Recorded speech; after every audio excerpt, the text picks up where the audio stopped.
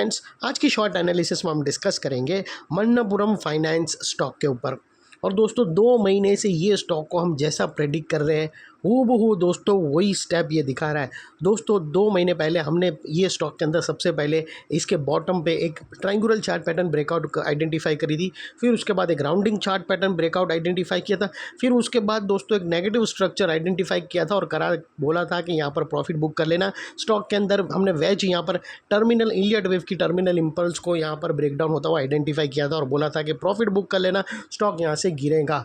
और दोस्तों वो गिरा और वहाँ से गिरने के बाद जो टारगेट आया वहाँ पर भी हमारा टारगेट हिट हुआ, यानी दोस्तों बाई साइड के भी टारगेट हिट हुए।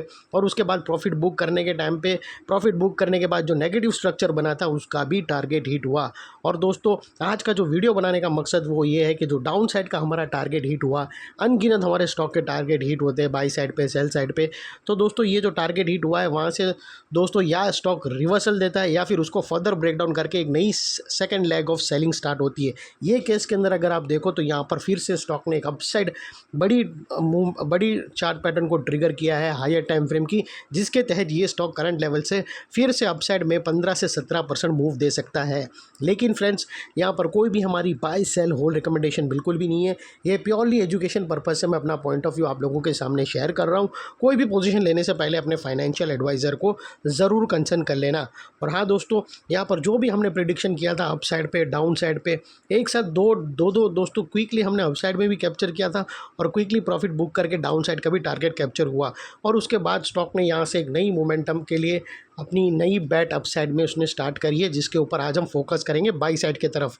और वो पूरे एनालिसिस जो हमने बताया कि यहाँ पर अप साइड में हमने कैप्चर किया, डाउन साइड में बैक टू बैक, तो वो दोस्तों बैक डेटेड वाला वीडियो का लिंक यही वीडियो के डिस्क्रिप्शन में पड़ा है, जाकर तुम ज़रूर देख सकते हो। और चलते हैं सीधा चार्ट के तरफ।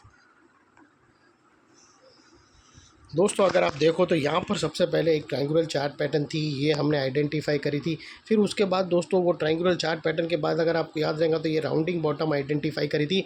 और वो राउंडिंग बॉटम के बाद दोस्तों प्रॉफिट बुक करने बोला था, क्योंकि हमने यहाँ पर एक टर्मिनल इम्पल्स को यहाँ से ब्रेक डाउन होता हुआ, ये जो अपर स्लोपिंग ट्रेंड लाइन थी उसको डाउन साइड में ब्रेक डाउन हुआ था। और उसके ही ब्रेक डाउन पर दोस्तों यहाँ पर हमने ये उसकी नेकलाइन थी और अल्टीमेटली ये 2 टारगेट थे, उसमें से ये जो फर्स्ट टारगेट था वो टारगेट हिट हुआ और वहाँ से हमें फिर से रिवर्सल मिला। तो अभी यहाँ पर जो है वो पॉजिटिव स्ट्रक्चर पे है। तो फिलहाल दोस्तों ये जो लास्ट जो हमें पैटर्न यहाँ पर मिली थी दोस्तों, ये जो टर्मिनल इम्पल्स वो एक नेगेटिव पैटर्न थी, जिसके वजह से डाउन साइड का ये जो फर्स्ट टारगेट था वो भी सक्सेसफुली हिट हुआ। अभी यहाँ पर जो नई पॉजिटिव स्ट्रक्चर बनी है उसके ऊपर फोकस करेंगे। तो फिलहाल ये नेगेटिव स्ट्रक्चर हम रिमूव कर देते हैं। और दोस्तों यहाँ पर अगर आप देखो तो ये स्टॉक के अंदर एक बहुत बड़ी पैटर्न ब्रेकआउट हुई है हायर टाइम फ्रेम की, और ये दोस्तों एक बहुत बड़ी ट्रायंगुलर चार्ट पैटर्न है। दोस्तों यहाँ से अगर आप देखो तो स्टॉक ने एक ज़बरदस्त ट्रायंगुलर चार्ट पैटर्न को यहाँ से ब्रेकआउट करा है। और दोस्तों यहाँ से अगर आप देखो तो 230 इनफैक्ट इसने एक नया 52 वीक हाई भी यहाँ पर दोस्तों यहाँ पर अगर आप देखो तो एक ज़बरदस्त अपसाइड ट्रायंगुलर चार्ट पैटर्न बड़ी टाइम फ्रेम की ब्रेकआउट हुई है। और यहाँ से दोस्तों अपसाइड में जो यहाँ पे जैसा मैंने आप लोगों को बताया दोस्तों कि स्टॉक ने ऑल टाइम ऑलमोस्ट ये 52 वीक हाई ये जो इसने क्लोजिंग दी है ये फ्राइडे की क्लोजिंग है। और साथों साथ दोस्तों यहाँ पर वीकली टाइम फ्रेम का पैटर्न ब्रेकआउट हुआ है। लेकिन दोस्तों आप लोगों को बता दूँ इसने ऑल टाइम हाई भी रजिस्टर्ड किया वीकली क्लोजिंग को देकर। और दोस्तों यहाँ से स्टॉक का जो अगला टारगेट निकल कर आता है वो तकरीबन 15 से 17% अपसाइड आता है। 275 का स्टॉक का नेक्स्ट टारगेट निकल कर आता है। और दोस्तों इसके बाद यहाँ पर स्टॉप लॉस जो भी रखो आप अपने एडवाइज़र को पूछकर रख सकते हो। यहाँ पर नियरेस्ट लोअर स्विंग है वो भी रख सकते हो, वो बेस्ट रहेगा। या फिर अपने एडवाइज़र को पूछकर ATR की भी हेल्प ले सकते हो।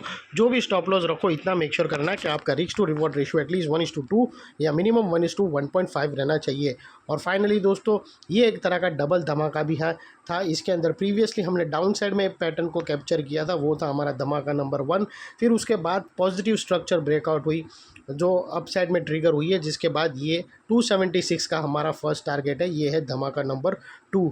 तो यहाँ पर दोस्तों एक्चुअली डबल धमाका हमारा back to back same side पे होता है, यानी बाई साइड का एक ब्रेक हुआ फिर सेकंड बाई साइड का एक और आता है। लेकिन ये केस में पहले सेल हुआ फिर यहाँ से फिर से हमने पोजीशन बाई साइड की, यानी दोस्तों एनी जो भी हो, अप साइड हो डाउन साइड हो, मोमेंटम होना चाहिए। डाउन साइड भी अगर स्टॉक गिरे तो उसको डाउन साइड में मोमेंटम कैप्चर करके पैसे बनना चाहिए शॉर्ट करके, और अप साइड में भी अगर ब्रेकआउट हो तो अप साइड मोमेंटम पकड़ के अप साइड का भी कैप्चर। तो ये केस में दोस्तों जनरली बैक टू बैक हमारे डबल धमाका एक ही साइड पे बनता है, बाई साइड पे। ये स्टॉक के केस में दोस्तों एक धमाका डाउन साइड में सेलिंग का बना जिसका टारगेट भी हिट हुआ, और उसके बाद अभी ये डबल धमाका अप साइड में बना है जहाँ पे स्टॉक ने फर्स्ट नई मतलब ये सेलिंग के बाद एक नई अपसाइड ब्रेकआउट करी है ऑल टाइम हाई की, जो एक डबल धमाका बन के रेडी है जिसका टारगेट 275 है। तो दोस्तों ये थी हमारी सिंपल एनालिसिस मन्नपुरम फाइनेंस के ऊपर। इसके ऊपर भी कुछ लोगों ने काफ़ी टाइम से हमें पूछा था, तो उन लोग के लिए खास ये वीडियो बनाया हूँ। तो ये जो डाउन साइड था वो क्लियर ख़त्म हो चुका है इसका, और अभी स्टॉक बाई साइड की तरफ शिफ्ट हो चुका है। ये थी हमारी एनालिसिस फ्रेंड्स। अच्छी लगे तो प्लीज़ चैनल को लाइक शेयर सब्सक्राइब ज़रूर करना, और हाँ दोस्तों इसके बैक डेटेड वाले वीडियो ज़रूर देखना, आपके बहुत ही काम आएंगी। थैंक यू, जय हिंद, बाय बाय।